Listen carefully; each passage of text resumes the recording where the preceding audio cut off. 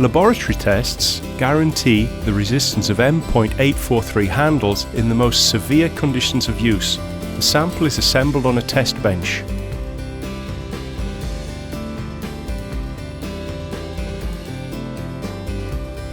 A 1500 gram steel impact weight running inside a rail is dropped from a given height, impacting with the handle. The impact point is in the middle of the handle, thus reproducing the most severe conditions. The impact weight is dropped from 1 meter height. The handle is able to absorb the impact energy because of the elastic deformation of the material.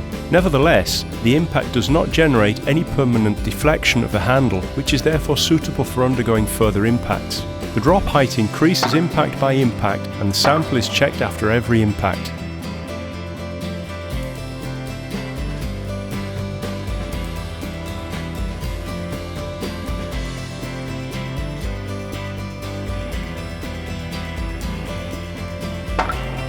The handle is able to absorb an impact energy up to 120 Joule, which is far above the value of normal working conditions.